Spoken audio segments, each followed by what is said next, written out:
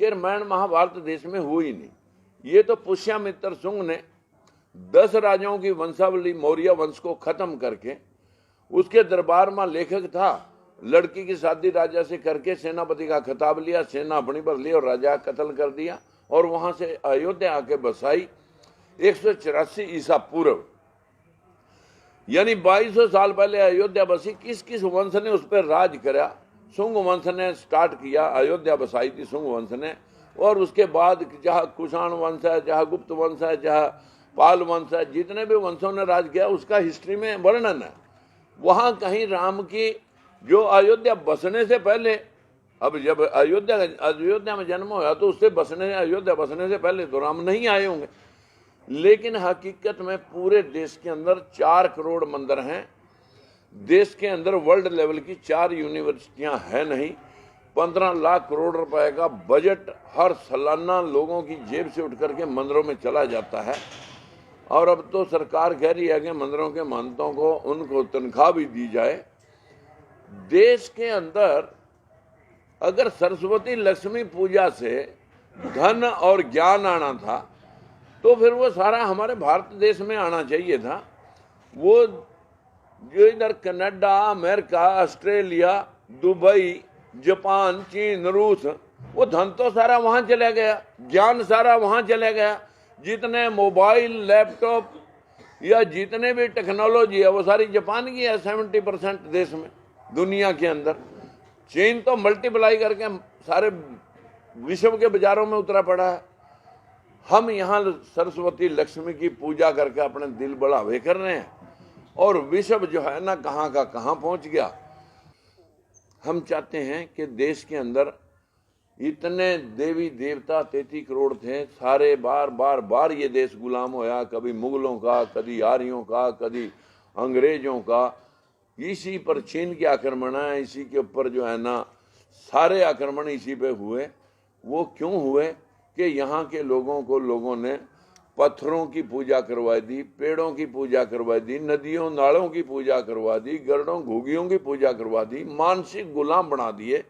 और ये मानसिक गुलामी ही इस बैकवर्ड के 85% लोगों को पशु बना करके इस्तेमाल वो लोग, चालाक लोग कर रहे हैं, जो लोग हुनरमंद हैं कि किसको कैसे गुमराह किया जा सकता है।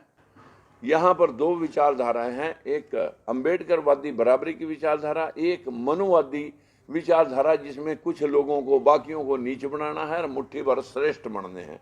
कौन से हवाई जहाज और इन्होंने लोगों ने वो बना दिए लैपटॉप और टीवी, मोबाइल, जिससे हम उनको श्रेष्ठ माने। सुप्रीम कोर्ट में 9 सितंबर 1976 को ललई सिंह यादव की किताब का इलाहाबाद हाई कोर्ट ने उसको सही मानना था, जिसमें उसने कहा था कि अगर सूरज को कोई खा सकता है, मैल से बच्चे बन सकते हैं, 10 सिरों वाला आदमी हो सकता है, आदमी की गर्दन के ऊपर हाथी की गर्दन लग सकती है, तो आज क्यों नहीं?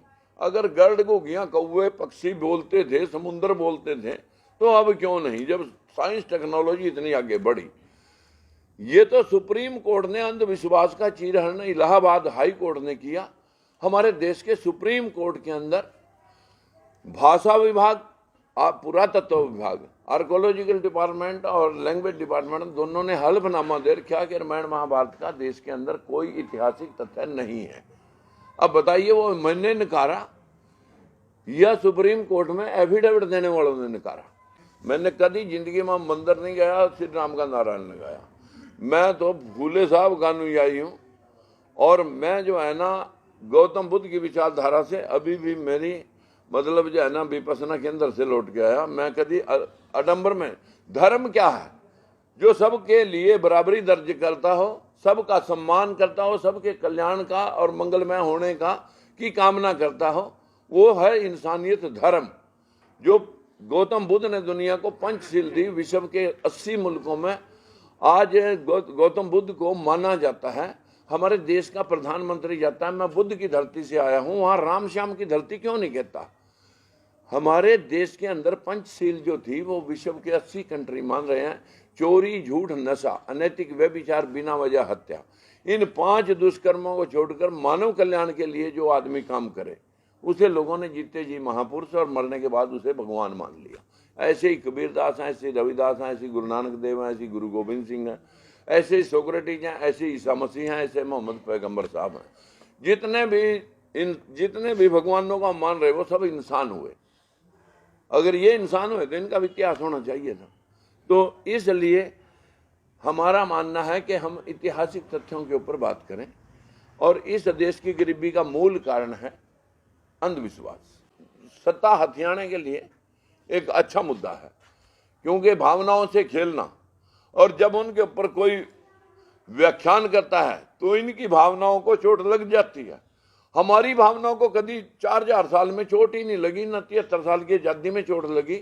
ढोल गवार शूद्र पशु नारी सकल ताड़ना के अधिकारी, कि जैसे ढोल को पीट के काम लिया जाता है वैसे ही शूद्र को, नारी को, पशु को पीट के काम लिया जा सकता है। What is that?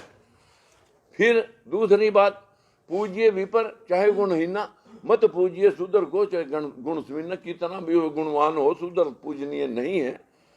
सिर्फ पूजनीय वो है जो ब्राह्मण कुल में पैदा हो गया, चाहे कितना भी मतलब गुणहीन क्यों ना हो। बताइए क्या शास्त्रों ने, कि इंसानों ने लिखे ये